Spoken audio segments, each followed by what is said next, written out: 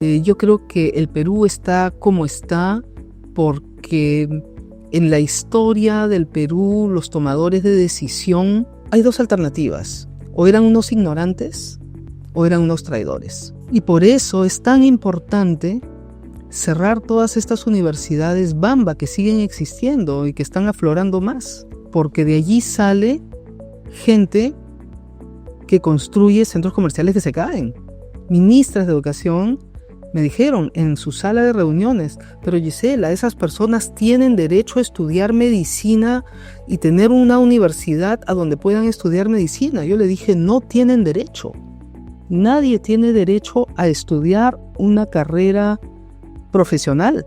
A lo que tienes derecho es a tener igualdad de oportunidades en el colegio.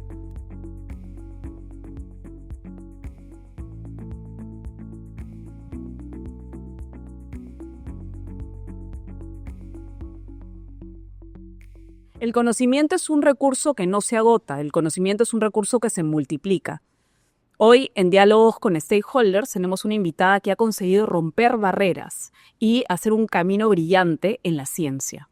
Hoy día tenemos a Gisela Orjeda. Gisela, desde el campo de la docencia, desde el campo de la investigación científica y liderando también instituciones que impulsan la innovación, realmente es un honor tenerte para poder conversar contigo sobre esa trayectoria tan impresionante y que ha roto barreras a lo largo de muchísimos años de arduo trabajo.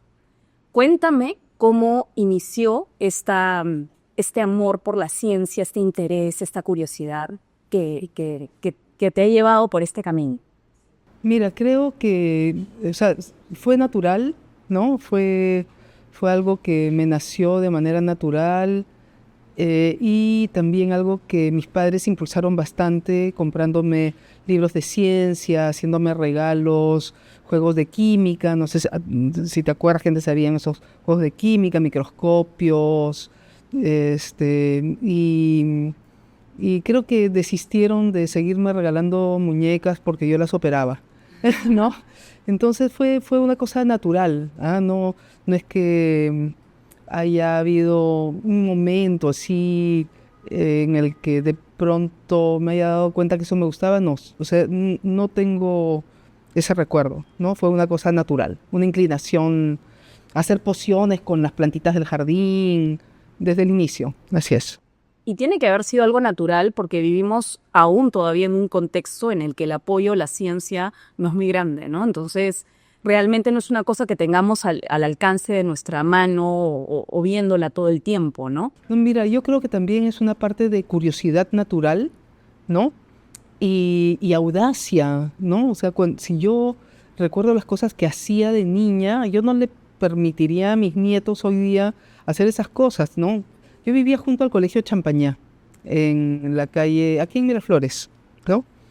Entonces, en verano, el colegio era mío, o sea, entrábamos, estaban los curas allí, los niñitos de la cuadra, nos íbamos a jugar a los columpios, a la poza de arena, a la piscina, al campo de fútbol. O sea, nos metíamos por todas partes.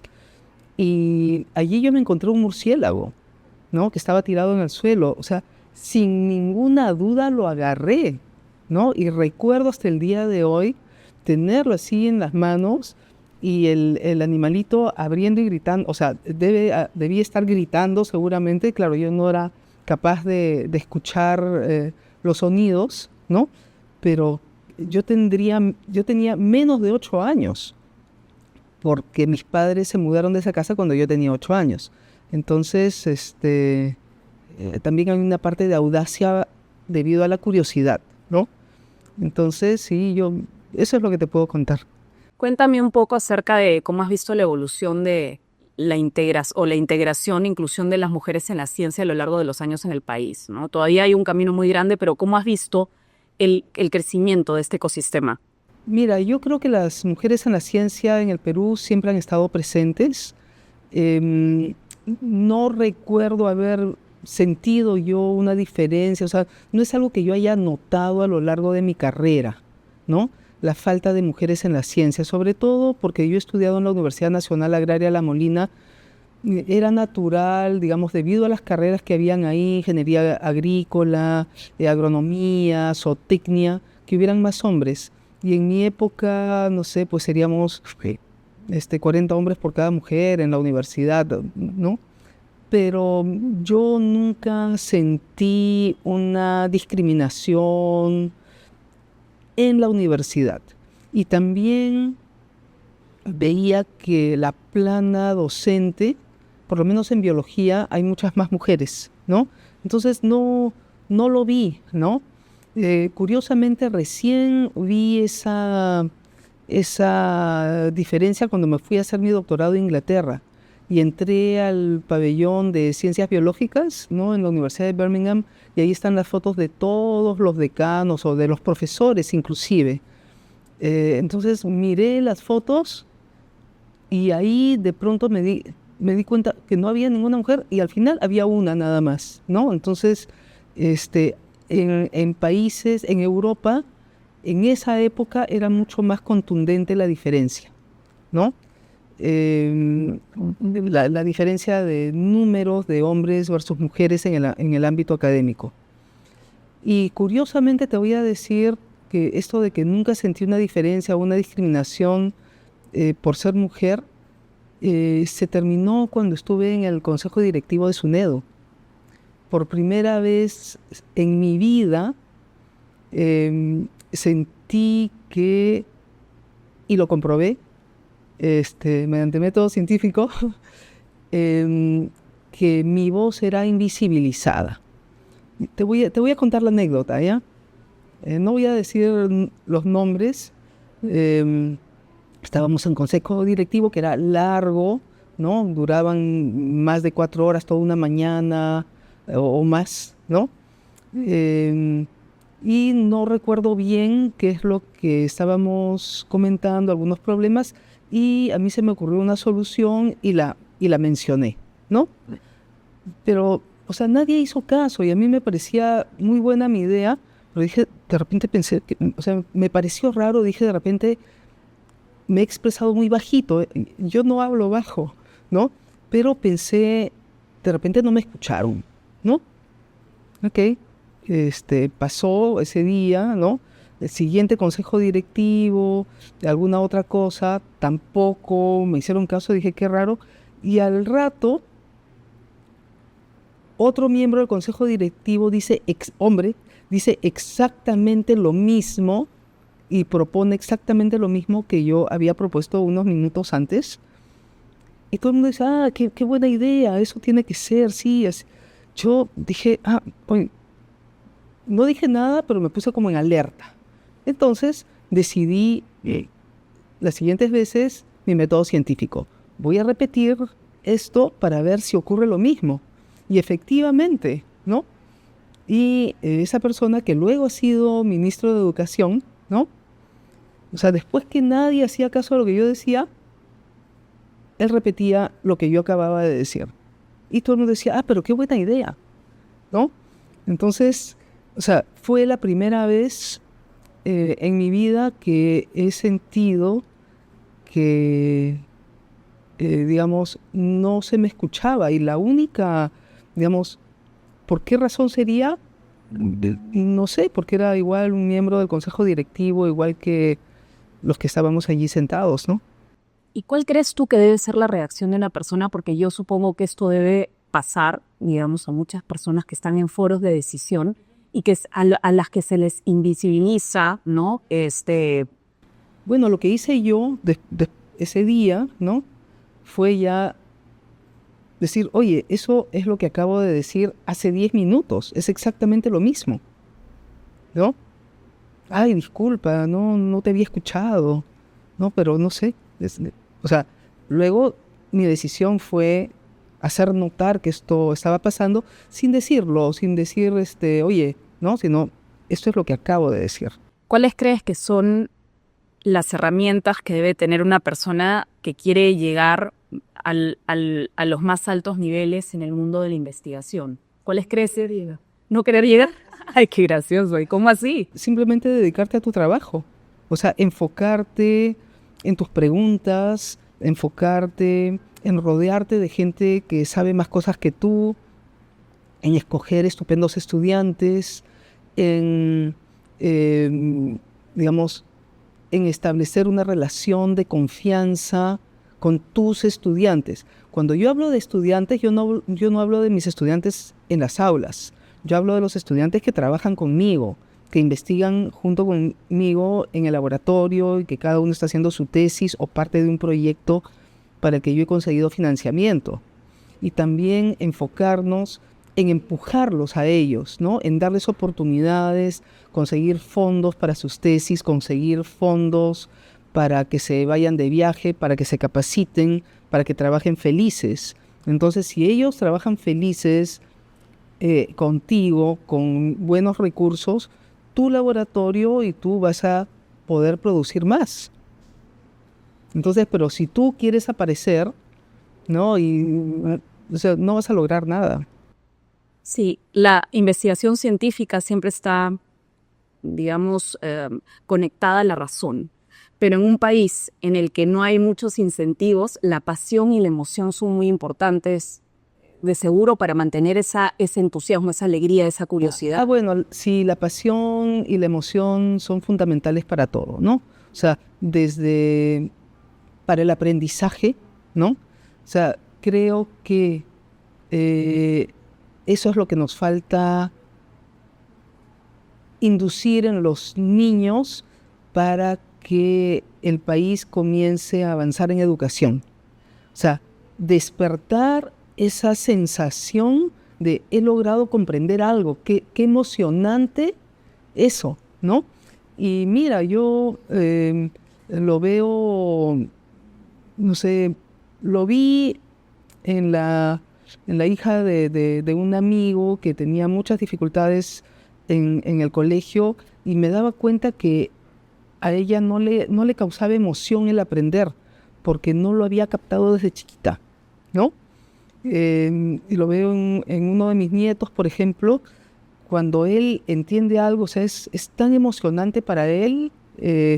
Entonces, o sea, creo que esa particularidad de la emoción con el aprendizaje es algo que nos falta en el país.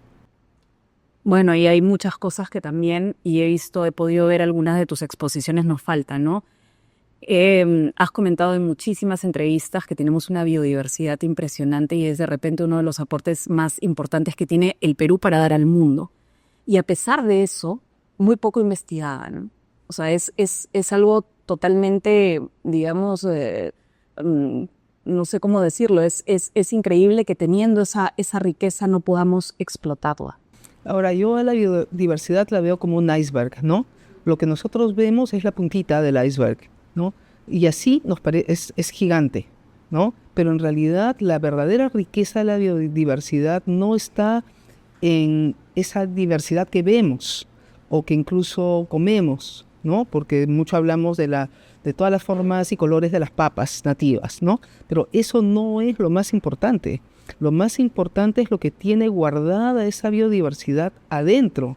Y esos son sus genes, sus proteínas, sus enzimas, la biodiversidad bacteriana, la biodiversidad de plantas, de animales, de insectos, con tantas cualidades para descubrir y utilizar en medicina, en industria, en todo lo que puedas imaginar y no imaginar, ¿no?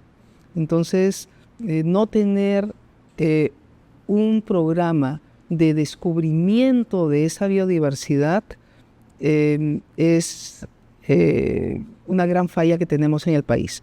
Pero no solamente para descubrir los genes que están allí, sino también para examinar modos de preservarla, ¿no? Ante el avance y el crecimiento de la población, porque uno de los, digamos, el peligro más grande para la biodiversidad en el Perú y en el mundo es el número de personas. Ese es el problema, el número de personas. Y tú justamente has estado investigando, por ejemplo, el genoma de la papa, el genoma del arroz, para poder hacer mejoramientos. Eso es hace 800.000 años. Ah, sí. Pero igual siguen vigentes. Sí. Bueno, acabamos de terminar el genoma del algarrobo, ¿no? Se ha publicado ahora en febrero, ¿no? Completamente, porque, bueno, esa es una pieza fundamental de nuestra biodiversidad, de la costa peruana además, y con el trabajo que estamos haciendo en los algarrobos queremos contribuir a su preservación, porque el algarrobo está en declive, ¿no? Los bosques de algarrobo, digamos, los algarrobos en el Perú, 40% de los algarrobos está muerto en pie, y de los restantes, el 27% está enfermo de una enfermedad desconocida que los está matando. Entonces, mis estudiantes y yo, muchos de mis estudiantes y yo, estamos abocados a producir información sobre los algarrobos para que otra gente que no hace ciencias básicas pueda tomar esos elementos y tomar decisiones sobre los algarrobos, ¿no? Justamente ayer le acabo de enviar el artículo que hemos hecho con su ayuda a la ingeniera Shirley Bernabé, la jefa del bosque de Pomac, que es un área natural protegida. Ella es la jefa y ella nos ha permitido muy amablemente entrar y estudiar, ¿no?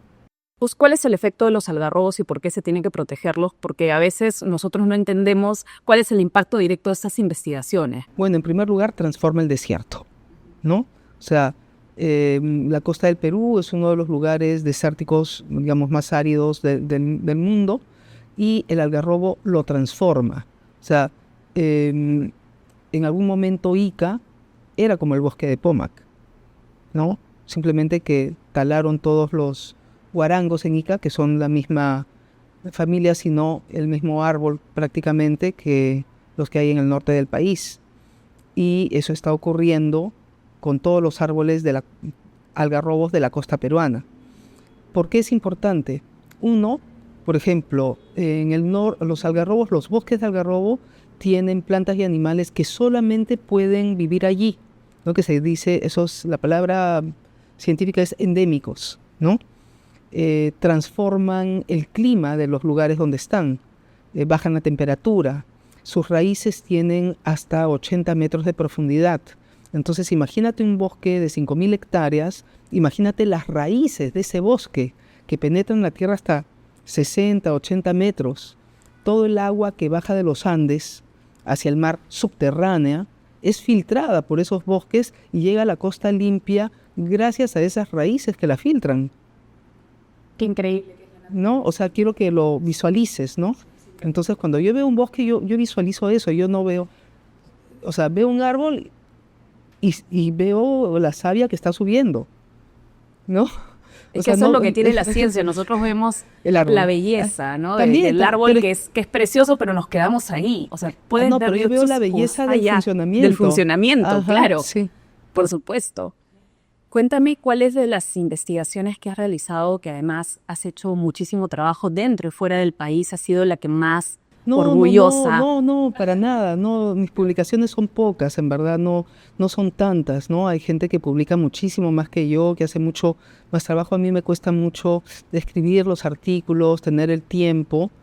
Yo admiro a la gente que produce mucho. Yo no produzco tanto, en verdad. Lo que estoy haciendo ahora es trabajo en 2 lugares geográficos, uno en la costa con los algarrobos, ¿no? Y con los algarrobos hemos secuenciado todo su genoma, cromosoma por cromosoma, lo hemos reconstruido perfecto, hemos identificado todos los genes que están allí, estamos estudiando todos los genes de resistencia a plagas y enfermedades que están en el ADN, porque eso puede servir para mejorar a los algarrobos. Segundo, estamos estudiando lo que se llama el microbioma, ¿no? O sea, los microorganismos que crecen alrededor de los árboles en el suelo, los que crecen a milímetros de sus raíces, eso se llama la rizósfera, y aquellos que crecen adentro del árbol. Porque así como los humanos y los animales tenemos microorganismos en nuestros intestinos y dentro nuestro, las plantas también. Y hay algunos microorganismos que te protegen de infecciones, ¿no? Simplemente por una cuestión de cantidad. No dejan que organismos malos penetren porque ellos ya han ocupado tu cuerpo. Entonces nosotros estamos secuenciando el ADN de todos esos microorganismos que habitan los árboles sanos versus los árboles enfermos, para ver cuál es la diferencia. También estamos estudiando todo el viroma, o sea, todos los virus que habitan los árboles sanos versus los virus que habitan los árboles enfermos, ¿no? Y hay otras investigaciones acerca de los virus que van a comenzar pronto, que ya conseguí más fondos. En la Amazonía, o sea, eso es en la costa peruana, ¿no? Y en la Amazonía estamos trabajando en el departamento de San Martín, en un lugar que se llama la Banda de Chilcayo, en conjunto con una asociación que se llama Bosque Guardián, que trabaja en conservación, y tienen un hotel de alta gama allí, todo hecho en bambú, muy bonito. Entonces ellos nos alojan y nos dan, digamos, ayuda logística, y allá estamos probando una nueva técnica para el monitoreo de la biodiversidad, ¿no? Te lo hubiera traído si hubiera sabido que me ibas a preguntar eso. Hemos diseñado unos aspiradores pequeñitos que colgamos en los árboles y que trabajan de manera autónoma 36 horas, que aspiran el aire y captan el ADN del aire, ¿no? Entonces, captan todo el ADN del aire, y luego nosotros en el laboratorio extraemos el ADN de los filtros y te podemos decir qué biodiversidad está allí, tanto de plantas, de animales, de insectos, etc. ¿No? Entonces, ese es el trabajo que estamos haciendo, y en base a ese trabajo yo me he dado cuenta que esos aspiradores pueden servir para otras cosas, ¿no? Que no es un invento mío, vale decir esto. En el año 2021 o 2022 se publicaron 2 trabajos conjuntos de una investigadora canadiense y otra nórdica, que ellas habían aspirado el aire y hecho esto, ¿no? Entonces, en un zoológico en Londres y en el zoológico en Copenhague. Entonces yo llamé a la canadiense y le dije, oye, ¿quieres probar esto pero en la Amazonía peruana, o sea, en la realidad? Me dijo, ya. Así que, digamos, nos asesoró un poco, conversamos, vino al Perú a conocer, y nos dijo que nos iba a dar unos aspiradores, cosa que no se logró. Entonces yo agarré y llamé a un estudiante de segundo año de física de San Marcos, que son unos genios todos, los estudiantes de San Marcos son unos genios. Llamé a este chico, que me enteré que trabajaba en diseño, ¿no?, de aparatos electrónicos para hacer funciones nuevas, ¿no? Y tenía muchos conocimientos en impresión 3D. Entonces le conté la idea, y juntos, mi equipo y yo y él, ¿no?, fuimos codiseñando un aspirador. Tenemos ya la 5ª versión. La primera versión fue así bien artesanal, ¿no? Y ahora ya tenemos un aparato sumamente compacto que pesa medio kilo, es barato de producir y que sirve para eso. Entonces me he dado cuenta que ese aspirador puede servir para otras cosas. Por ejemplo, para detectar bacterias intrahospitalarias, ¿no? Para monitorear virus traídos por aves silvestres. Sí. Para monitorear enfermedades y virus en granjas avícolas, en granjas de porcinos, ¿no?, que pueden ser fuente, ¿no?, de enfermedades zoonóticas, ¿no? Entonces, antes de que tengamos las enfermedades zoonóticas ya, digamos, en humanos, mejor detectarlas allí, y para eso podría servir nuestro aspirador. Qué interesante esta mezcla de una persona que ya ha pasado por varias experiencias y utilizar el talento de las personas que recién se están formando. ¿Eso es lo que te mantiene en las aulas? Encontrar esos talentos. En las aulas no, a mí no me gusta mucho dictar clase. No, a mí me gusta más, me divierte estar con mis estudiantes, conversar con ellos, estar en el laboratorio con ellos, empujarlos. A veces también hay que ser un poco dura para sacar lo mejor de ellos, ¿no? Pero sobre todo creo que los quiero mucho. Y creo que el amor es la base. Por supuesto, yo creo que ellos valoran muchísimo el conocimiento que les estás transmitiendo también. No, yo no les transmito ahí conociendo a mí. Ellos a ti. Sí, también. O circulan, pues, de un lado y del otro y se va enriqueciendo.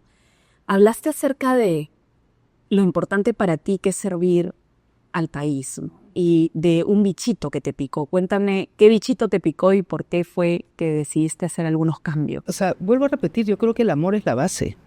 Entonces, ¿qué cosa es sentirse peruano? ¿No? Yo creo que el Perú está como está porque en la historia del Perú los tomadores de decisión hay dos alternativas. O eran unos ignorantes o eran unos traidores para no impulsar aquello que con mayor evidencia saca a los países del subdesarrollo. ¿Qué cosa es lo que saca a un país del subdesarrollo? El conocimiento que maneja y que es capaz de inyectar en su economía y en su vida social, ¿no? O sea, ¿por qué Alemania es un país desarrollado? ¿Por qué Francia es un país desarrollado? Porque tiene una masa de gente, no solamente científica, sino también científicos sociales, pensadores, etcétera, ¿no? Cuyos conocimientos son luego inyectados en la sociedad, ¿no? Y con inyectados en la sociedad son cosas muy concretas. O sea, que se puede hacer un metro, que se puede hacer una línea de metro abajo del río Sena en no sé en qué época se habría hecho, más de 1800 o antes, ¿no? Que los sistemas sociales, la forma de trabajo de los bancos, en fin, todo, ¿no? La medicina, la estructuración social, la educación. Entonces, eso es inyectar el conocimiento en la sociedad. ¿Por qué no ha ocurrido algo así en el Perú? Si desde 1821, ¿no? Sabemos que un país desarrollado, o sea, para ser un país desarrollado, tienes que producir conocimiento y ese conocimiento tienes que inyectarlo en la sociedad, en la economía y en la vida social y ambiental, ¿no? Así es. ¿Por qué no lo han hecho? Entonces yo me pregunto, entonces pienso es, ya sea ignorancia, que no sabían eso. Ahora, si lo sabías y no lo hiciste, no tomaste esa decisión política al más alto nivel de reforzar a las universidades, de reforzar en esa época a San Marcos, o a las 5 universidades que existían, ¿no? O a las universidades nacionales, una en cada departamento. Si no tomaste esa decisión, lo sabías, pero no la tomaste, ¿qué cosa eres? Creo que también existe falta de crear una cultura basada en el bien común, porque finalmente eso es lo que busca la ciencia, ¿no? Generar un impacto positivo y en el bienestar de todos. Entonces, ahí de repente nos falta muchísimo por desarrollar todavía, como sociedad.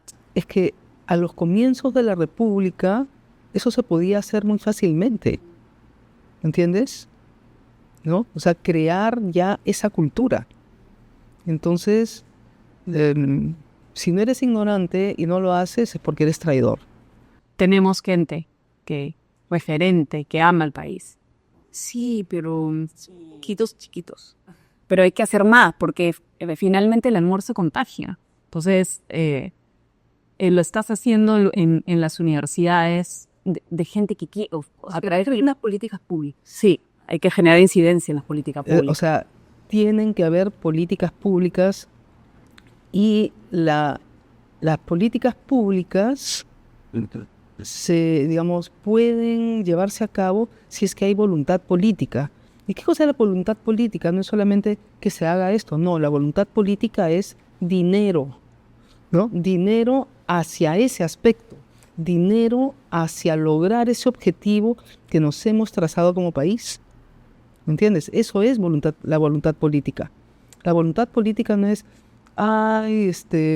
sí, tenemos que poner la cultura de la ciencia. No, La voluntad política es transformemos la universidad peruana, ¿no? Transformemos la investigación, transformemos la salud. ¿Y con qué se transforma? Con plata, con gente capacitada. Conduzcamos todo el talento de las personas y la diversidad que tenemos en el conocimiento de la gente del país. Y por eso es tan importante cerrar todas estas universidades Bamba que siguen existiendo y que están aflorando más, ¿no? Porque de allí sale gente que construye centros comerciales que se caen, puentes que se caen, médicos que te atienden en un accidente y que te matan en la mesa de operaciones. A mí, ministras de educación, me dijeron en su sala de reuniones, pero Gisela, esas personas tienen derecho a estudiar medicina y tener una universidad a donde puedan estudiar medicina. Yo le dije, no tienen derecho. No tienen ese derecho. Nadie tiene derecho a estudiar una carrera profesional. Tienes que tener las capacidades. A lo que tienes derecho es a tener igualdad de oportunidades en el colegio para desplegar todas tus posibilidades, ¿no? Y poder entrar y competir y entrar a una universidad de alto nivel y convertirte en un médico o un ingeniero. Pero no tienes... Nadie tiene ese derecho más que los que pueden pasar ese examen. ¿Entiendes? No sé, o sea, puede ser malinterpretado, pero el Estado peruano tiene que darle a todos los niños y jóvenes peruanos el derecho de poder competir y no tener que entrar a una universidad Bamba para lograr su sueño. El tema de la meritocracia es posible cuando la gente parte más o menos de la misma base. Entonces, para mí lo que hay que hacer es, uno, mejorar las pocas universidades que valen la pena, ¿no? Unas cuantas nacionales, ¿no? Porque de allí sale la gente que va a ir a enseñar en los colegios. De allí sale la gente que va a ir a las empresas. De allí sale la gente que va a ir al servicio público, ¿no? Eso es, si lo queremos hacer rápido, lo primero son las universidades. Lo segundo son los colegios. Porque no podemos esperar, ya mejoremos kindergarten, ¿no? Porque recién el cambio va a ocurrir dentro de 60 años, ¿no? Entonces, tenemos que ayudar a cambiar el círculo negativo en uno virtuoso. Se nota tu pasión por generar esa incidencia y esos cambios que tienen que ser tienen que ser parte de la política pública, ¿no? Es muy importante. Cuéntame tu sueño, ¿cómo quieres ver al Perú en los próximos 30 años? No quiero ser como mi abuelita que decía todo tiempo atrás fue mejor, ¿no? O sea, pero, cada generación se lamenta de cómo es la situación, cómo va empeorando toda la situación, ¿no? Y yo creo que el Perú es un país de grandes oportunidades perdidas. Dime una gran oportunidad que no hayamos perdido. Ahorita, por ejemplo, el aeropuerto no es una gran oportunidad. No hay puentes ni caminos, ¿no? O sea, nos metemos cabe en permanencia por falta de coordinación, ¿sí? Por falta de visión, por falta de conocimiento también, ¿no? Y por falta de un sentimiento patriótico, diría yo, ¿no? Y creo que el racismo es una gran enfermedad que pisa fuerte este país. Entonces, ese racismo es lo que evita que actuemos de manera junta y coordinada, ¿no? Porque separa a la gente. Eso es algo, nadie dice, es una especie de tabú, no se puede hablar, ¿no? cuando debería ser lo contrario porque la diversidad te hace gustar. O sea, te debería ser más fuerte. Y otra visión de las cosas, diferentes puntos de vista sobre O sea, ¿por qué un colegio fiscal no es tan bueno como el Humboldt o como el Roosevelt? ¿Por qué no? Bueno, ahora hay uno, ¿no? El colegio mayor, que ojalá sirva de ejemplo para que llenemos el Perú de colegios así. Pero ¿qué hace la diferencia del colegio mayor con otros? Son los profesores, son escogiditos, ¿me entiendes? Entonces tenemos que transformar la docencia escolar en el Perú. Tienen que ser los mejores. Eso es un tiempo que, o sea, eso demora un tiempo enorme para cambiar a esas personas, ¿no? Y también darles elementos. No sé, es tan difícil. No quiero ser presidente del Perú. Cuéntame algún mensaje que les dejarías a aquellas personas que tienen esa curiosidad por la ciencia y la ven muy lejana. O sea, ¿qué les dirías a estas personas? Bueno, yo creo que la ciencia es una aventura increíble, ¿no?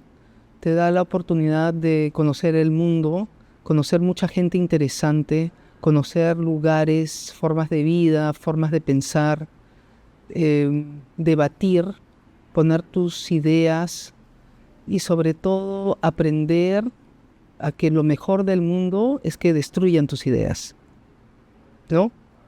Porque cuando tú tienes una idea sobre algo, lo mejor es que que destruyan esa idea con evidencias, ¿no? Porque así aprendes a abrirte, a cambiar tus ideas, a ver algo nuevo, ¿no? Entonces, cuando alguien me muestra que estoy equivocada, me parece genial. Qué interesante. Muchísimas gracias, Gisela, por esta entrevista que ha sido muy inspiradora y hemos hablado de cosas sumamente profundas y cosas que generan y aportan valor al país. Muchísimas gracias por eso y por seguir preparando a gente para el futuro. Es súper interesante. Muchas gracias.